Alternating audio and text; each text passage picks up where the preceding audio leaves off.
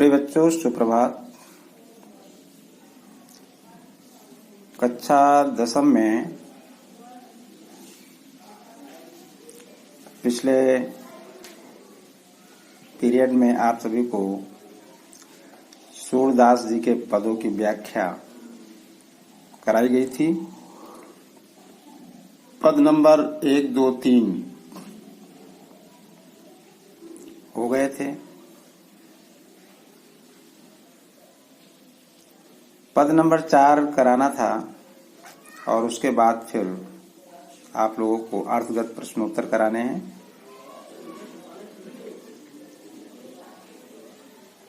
हमें उम्मीद है कि सभी बच्चे घर पर रहकर के ही पढ़ाई कर रहे होंगे, कोविड-19 का पालन करते होंगे, कोई बाहर घूमने नहीं जाता होगा और सभी स्वस्थ होंगे, सभी सकुशल होंगे। अगर किसी के यहाँ कोई परेशानी, कोई दिक्कत है तो वो हमें शेयर कर सकता है, बता सकता है निसंकोच। ठीक है, तो आइए, जो सूरदास जी के पद चल रहे थे उसी क्रम में आज हम आगे के पदों को देखते हैं।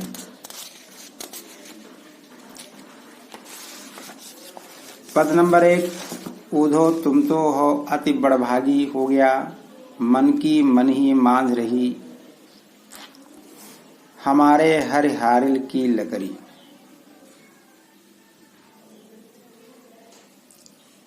इसको भी मैंने पढ़ा दिया है। अगर मान लिया किसी को कोई प्रॉब्लम है तो एक बार फिर मैं देख लेता हूं इसको। देखिए, हमारे हर हारिल की लकड़ी। प्रस्तुत पंक्तियों में गोपिकाएं ऊधो से कहती हैं कि हे ऊधो, भगवान कृष्ण हमारे लिए हारिल पक्षी के लकड़ी के समान है। हारिल पक्षी, जैसा कि मैंने बताया आपको, उड़ता है तो भी पैरों में, पंजों में पकड़े रहता है लकड़ी को, चुनने बैठता है तो भी, पानी पीता है तो भी। इसी प्रकार से हर समय ब्रजमंडल के रहने वाले लोग भगवान कृष्ण का नाम ही रटा करते हैं, जपा करते हैं। कैसे? मन क्रम वचन नंद नंदन उर ये दृढ़ कर पकड़ी।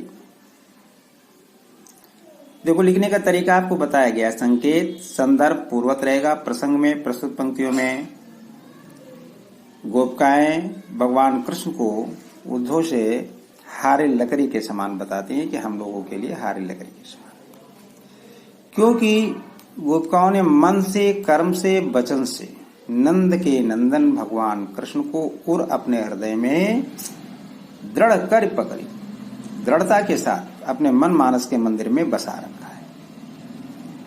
उन्हीं को अपना ईश मानती हैं, उनके सिवा और उनका कोई जगदीश नहीं है।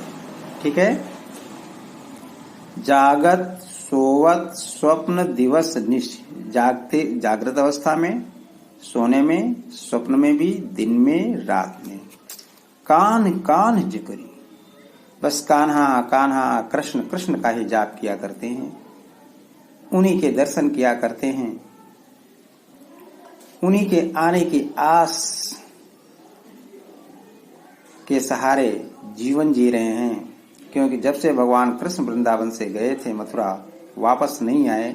लेकिन इन सब लोगों के मन में इस बात की आशा है कि एक न एक दिन जरूर आएंगे। एक जगह लिखा है, एक पद में सूरदास जी ने कहा, आशा लाग रहत तन श्वासा जीवहि कोटि बरिस। आने की आशा है, इसलिए जीवन की आशा है, इसलिए मैं जीवन जी रहे हैं और इसी सहारे से करोड़ों वर्षों तक हम जीवित रह सकते हैं।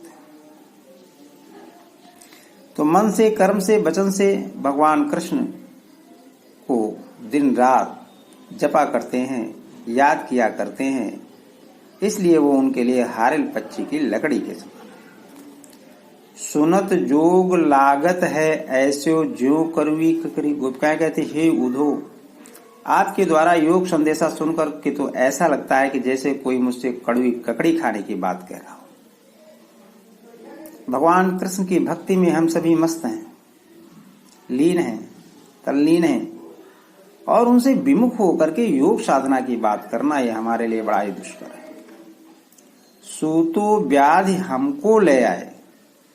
हे उद्धव, आप ये हमारे लिए संदेशा नहीं लाए, हमारे लिए एक व्याधि लाए, हमारे लिए एक रोग ले आए। देखी जिसके बारे में, जिसको मैंने कभी देखा नहीं, सुनी जिसके बारे में मैंने कभी सुना नहीं, न करी, और जिसको मैंने कभी न किया है न भोगा है। हे उद्धव, इस प्रकार की आप व्याधि, इस प्रकार की आप समस्या, इस प्रकार का रोग आप हमारे लिए लेकर क्यों आए? इसके लायक हम लोग नहीं है, यहां तुम्हारी कोई बात सुनने वाला नहीं है। फिर यह तो सूर तिन्हि लय सौंपो। गोपिकाएं कहते कि हे उद्धव, ये अपना संदेशा उन लोगों को सुनाइए, किन लोगों को? जिनके मन चकरी, जिनके मन चकरी के समान, चक्कर के समान चलायमान।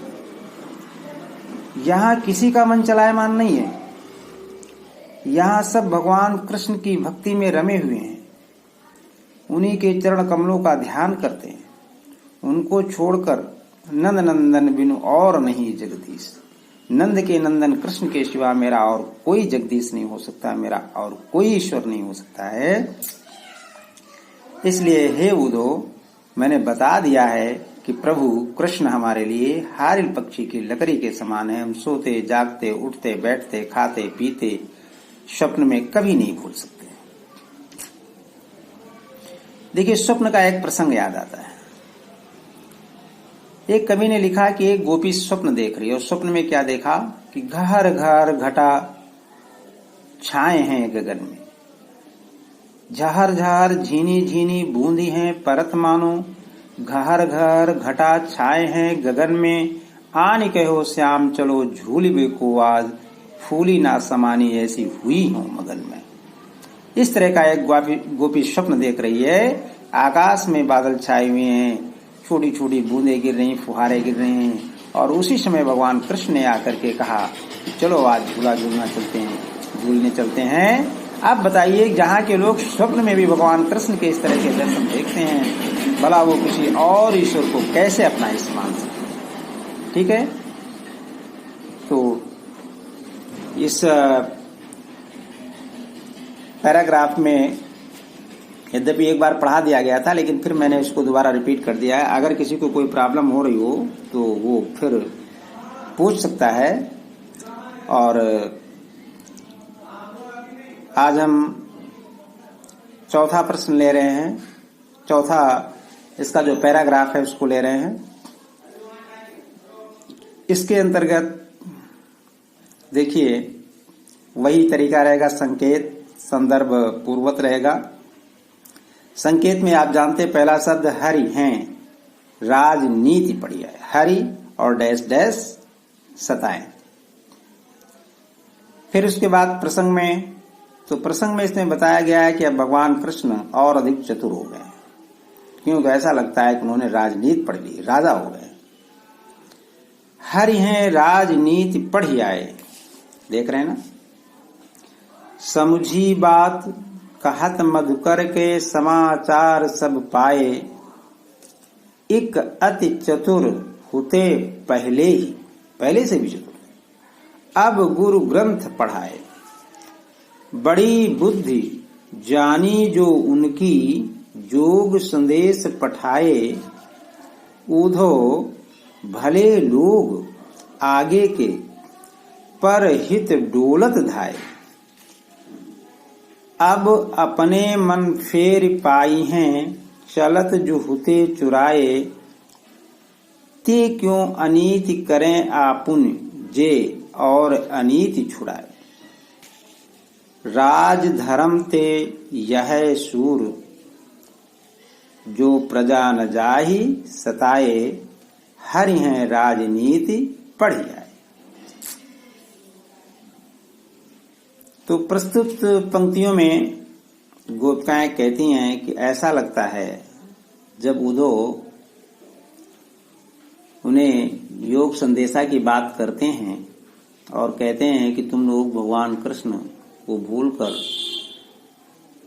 योग साधना करो, क्योंकि वो तो घट घट का वासी है। तो गोपिकाएं निसंकोच उद्धव से कहती हैं कि हे उद्धव, ऐसा लगता है कि मथुरा जाने के बाद और फिर द्वारिकाधीश होने के बाद भगवान कृष्ण ने राजनीति भी पढ़ ली है।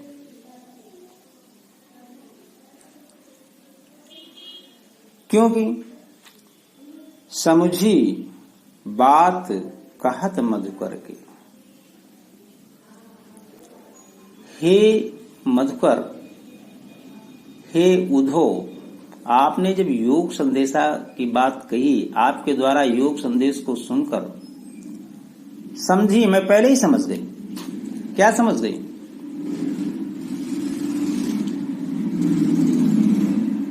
पहले ही समझ गई थी कि अब भगवान कृष्ण बहुत चतुर हो गए हैं, राजनीति पढ़ ली है, राजा महाराजा हो गए हैं, राजा महाराजा धीराज हो गए हैं, द्वारिकाधीश हो गए हैं। किंतु अब समाचार जानकर पूर्व विश्वास हो गया है। लेकिन अब आपके द्वारा जो ये बार बार प्रेरित किया जा रहा है, उनका संदेशा सुनाया जा रहा है, तो इससे मुझे पूरा पूरा विश्वास हो गया। समाचार सब पाए, है ना? आपके द्वारा ये समाचार पा करके मुझे पूरा विश्वास हो गया है कि भगवान कृष्ण ने निसंदेह राजनीति पढ़ ली है। ठीक है, ओके, इसमें कोई शक नहीं। एक यति चतुर होते पहले ही अब गुरु ग्रंथ पढ़ाए। देखिए, भगवान कृष्ण पहले से भी बहुत चतुर थे, निसंदेह वो पहले से ही चतुर थे। वार्तालाप करने में, वाक्पटुता में उनका कोई सानी नहीं था। लेकिन उस पर भी आप अपने गुरु कृष्ण से राजनीति भी पढ़ लिया है। ये उद्धव के लिए कह रहे, हे उद्धव, आप भी बहुत चतुर हैं, परम ज्ञानी हैं, और निसंदेह आप जब यहाँ आए हैं तो अपने गुरु यानी मित्र परम सखा से गुरु ग्रंथ पढ़कर आए हैं, राजनीति पढ़कर आप भी आए हैं। राजनीति का ही ये प्रभाव है कि बुद्धि की चतुरता में भगवान श्री कृष्ण इतने कुशल हो गए हैं कि हम लोगों के लिए योग का संदेशा ही भेज दिया है। योग साधना की बात कर दी, अपने प्रेम से विमुख होने की बात कर दी। बड़ी बुद्धि, जो उनकी बड़ी बुद्धि, ये उनकी चतुरता ही है, ये उनकी राजनीति का ही प्रभाव है। योग संदेश सुनाए कि उन्होंने हमें योग का संदेशा भेज दिया है। राइट, ठीक है। उद्धव भले लोग आगे के गोपिकाएं कहती हैं कि हे उद्धव, पहले के लोग बहुत अच्छे थे। पहले के लोग कितने अच्छे थे, कितने भले थे। परहित डोलत धाये, जो परहित दूसरे की भलाई के लिए दौड़ पड़ते थे, अपना सब कुछ छोड़ करके दौड़ पड़ते थे, भागे चले जाते थे। और इतना सब जान लेने पर तो हम इतनी तो उम्मीद कर ही सकते हैं क्या, कि अब अपने मन फेर पाई हैं, चलत जुहुते चुराए। गोपिकाएं कहती हैं कि पहले के लोग कितने अच्छे थे, दूसरे की भलाई करने के लिए दौड़ पड़ते थे, है ना? दूसरे की भलाई के लिए, परोपकार के लिए तत्पर रहते थे, हमेशा तैयार रहते थे। इतना सब जान लेने पर तो हम इतनी तो आशा करते हैं कि हमारे मन को श्री कृष्ण जाते समय चुरा लिया था, जिसे हम पुनः क्या कर लेंगे, प्राप्त कर लेंगे। चलत जुहुते चुराए, अब अपने मन फेर पाइए, मैं अपना मन वापस ले लूंगी। इस बात की हम आशा करते हैं कि हमारे मन को जो श्री कृष्ण जी चलत जुहुते चुराए, मथुरा जाते समय चुरा ले गए थे, मेरा मन जो उनके साथ चला गया था उसे हम पुनः प्राप्त कर लेंगे। देखिए एक जगह और सूरदास जी ने लिखा है, जब बार बार उद्धव जी कहते थे एक निराकार ब्रह्म की उपासना करो, तब कृष्ण के द्वारा संदेशा भेजने पर, उद्धव के द्वारा बार बार प्रेरित करने पर गोपिकाएं कह देती थी कि उद्धव मन न भय 10-20, एक हुतो सो गयो श्याम संग को अवराधे ईस। एक मन था जो भगवान श्याम सुंदर जब मथुरा जा रहे थे तो उनके साथ चला गया था। अब हम किस मन से तुम्हारे इस योग साधना को अपनाएं, निराकार ब्रह्म की उपासना को समझे, जाने, अपनाए, माने। तो यहाँ गोपिकाएं भी कहती हैं कि चलत जुहुते चुराए, चलते समय भगवान कृष्ण जो हमारे मन को चुरा ले गए थे, अब मैं इस बात की आशा करती हूँ कि मैं अपने मन को वापस पुनः प्राप्त कर लेंगी। लेकिन बड़े आश्चर्य की बात है, ते क्यों अनीत करें, वे अनीत क्यों कर रहे हैं, आप खुद, वे कौन, भगवान कृष्ण। गोपिकाएं कहते ये बड़े आश्चर्य की बात है कि वे भगवान कृष्ण अब अनीत क्यों कर रहे हैं। ये और अनीत छुड़ाए जो दूसरों की अनीत को छुड़ाते थे, जो दूसरों को अनीत करने से, दूसरों को अन्याय करने से रोकते थे, आज वो स्वयं अनीत के रास्ते पर चल रहे हैं, आज वो स्वयं अन्याय कर रहे हैं, स्वयं अनीत के रास्ते पर चल पड़े। क्यों,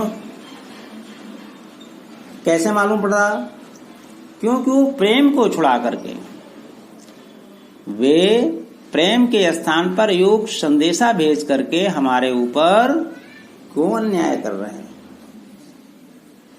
वे तो आज अनीत कर रहे हैं, अनीत के रास्ते पर आप स्वयं खुद चल रहे हैं, क्यों अपना लिया है, जो हमेशा दूसरे का अन्याय रोकते थे, दूसरे को अन्याय करने से रोकते थे, दूसरे को समझाते थे, आज वो स्वयं अपना जो है न्याय का रास्ता छोड़कर अनीति के रास्ते पर चल पड़े हैं।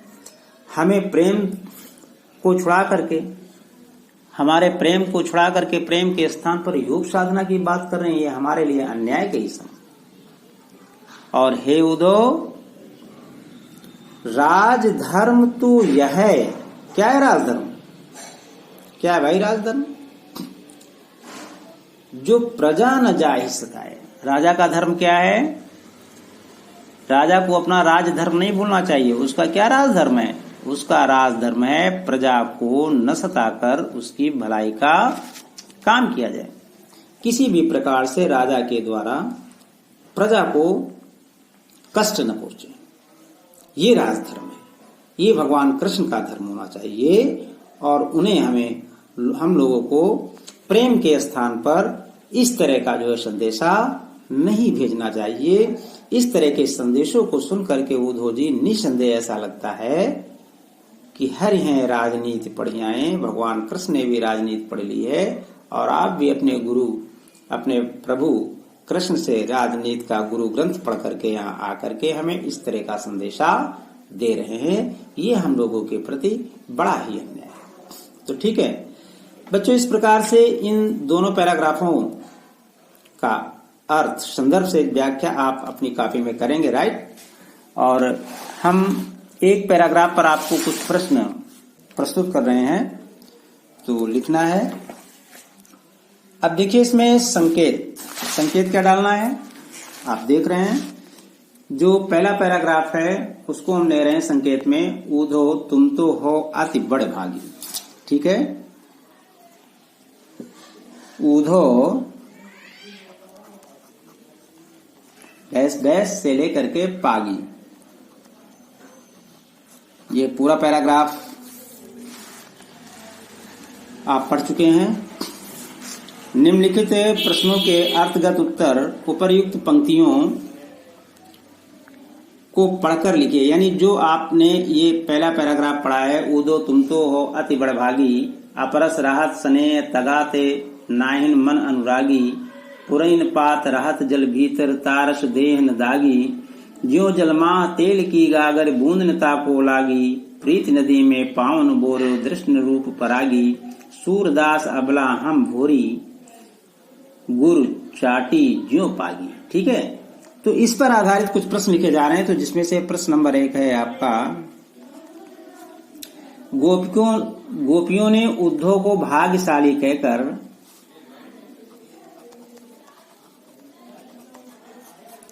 गोपियों ने उद्धव को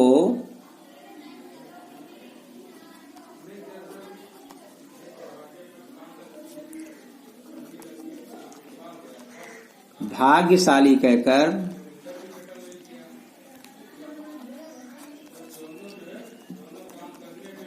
व्यंग क्यों किया है?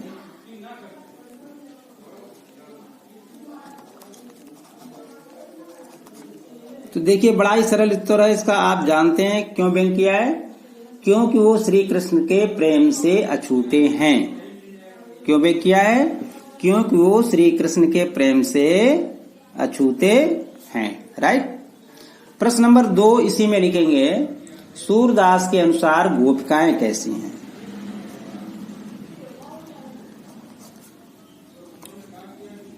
सूरदास के अनुसार गोपियां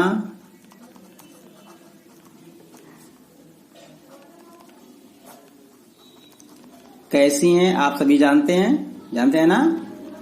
भोली हैं। गोपियां सब कैसी हैं? कुछ भी इसमें बताने की जरूरत नहीं है, सभी आप जानते हैं कि कृष्ण की गोपियां भोली हैं, अबला हैं। ठीक है, कैसी हैं? भोली हैं, अबला हैं। प्रश्न नंबर 3, प्रीति नदी में किसने पैर नहीं डुबाए? प्रीत नदी में किसने पैर नहीं डुबाए? आप जानते हैं कौन थे? उद्धव जी। प्रीत नदी में किसने पैर नहीं डुबाया है? उद्धव जी ने पैर नहीं डुबाया है। ठीक है। अपरस रहत स्नेह तगाते, ये एक लाइन है। अपरस रहत स्नेह तगाते